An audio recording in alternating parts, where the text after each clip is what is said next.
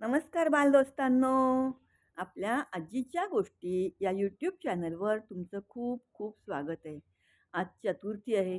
या चतुर्थीच्या निमित्ताने आज मी तुम्हाला एक गणपतीची गोष्ट सांगते. आपल्या गणपती बाप्पाची गोष्ट सांगते.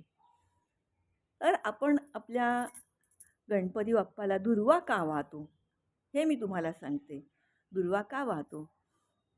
तर एकदा काय झालं, इथे एक राक्षस होता. आज मला त्या राक्षसाचं नाव आठवत नाही आहे, पण आठवलं तर मी तुम्हाला जरूर सांगेन त्या राक्षसाचं नाव. आणि तो राक्षस त्यावेळेला खूप मातला होता, खूप मातला म्हणजे माजला होता. आणि त्या राक्षसाला एक वरदान मिळालं होतं, की तू जिथे बघशील तिथे त्याची राख होईल. त्याच्यामुळे काय व्हायचं, तो असा समोर त्याने बघितलं, की त्याच्या डोळ्यातून अग्नी बाहेर यायचे आणि सगळ्याची राख होऊन जायची. आता काय करणार? सगळीकडे नुसता हाहाकार माजला. हा राक्षस सगळ्यांना त्रास द्यायला लागला. सगळ्यांना जाऊन भस्म करायला लागला. आता काय करणार, काय करणार? मग सगळेजण गणपती बाप्पाजवळ गेले. त्यांना प्रार्थना केली, "बघा, हा राक्षस असा करतोय, सगळीकडे सगळ्यांना जाळत सुटलाय, जाळत सुटलाय. तर आता करायचं काय?" मग गणपती बाप्पा बोलतात, "थांबा, मी करतो, काहीतरी करतो." आणि गणपती बाप्पा काय करतात माहिती आहे? एका लहान मुलाचं रूप घेतात, लहान बाळाचं. हा राक्षस असा आवाढव्य. त्याच्यामुळे काय होतं, तो बघतो तसा समोर पुढे बघतो. त्याला आपल्या पायाशी काय आहे हे कळतच नाही. आणि गणपती बाप्पा लहान बाळाचं रूप घेऊन ते त्याच्याजवळ जातात.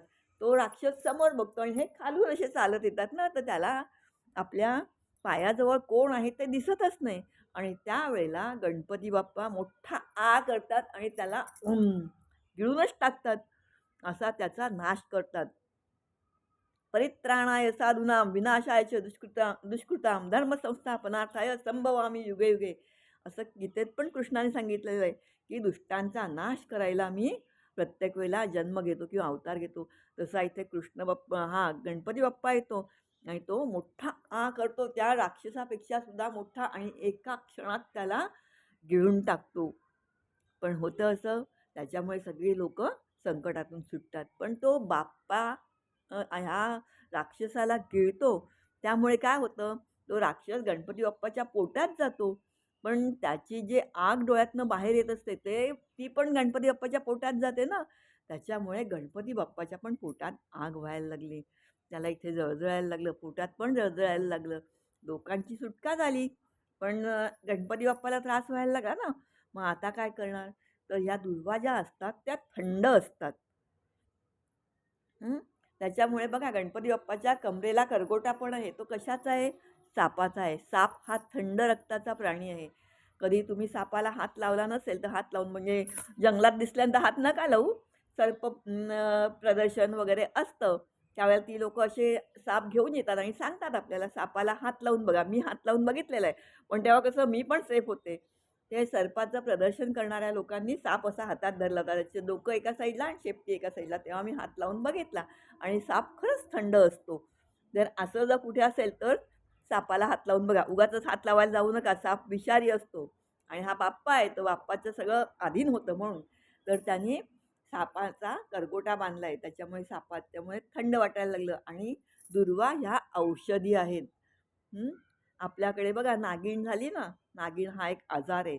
त्या आजारावर पण ह्या दुर्वांचं औषध आहे. दुर्वा वाटून ते जिथे नागिण झालेली असते, फोड झालेले असतात तिथे दुर्वा लावायच्या. तेव्हा दुर्वांचा लेप करून लावायचा म्हणजे त्या बरं होतात. तर तशा ह्या दुर्वा आपण गणपतीला वाहतो आणि त्यासुद्धा बघा कशा वाहतात, त्याला 3 पाती असतात ना, त्याच दुर्वा व्हायच्या असतात. जास्त पाती असतील तर त्या पाती काढून टाकायच्या आणि 3 पाती असलेली दुर्वा घ्यायची. अशी 3-3चे मग ते जुडी करायची. 3, 5, 11, 7, 21 अशी जुडी करायची आणि ती गणपती बाप्पाला वाहायची.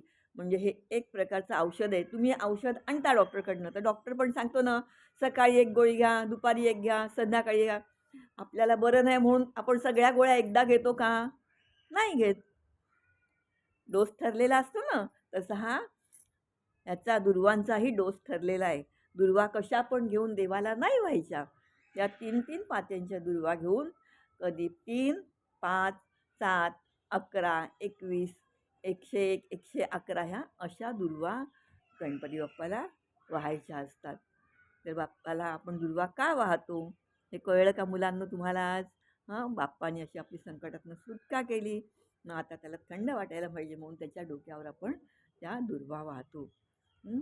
बाळांनो, आजची गोष्ट आवडली का? गोष्ट आवडली तर लाईक करा, शेअर करा आणि सबस्क्राईब करा. पुढच्या गोष्टीपर्यंत जय श्रीराम.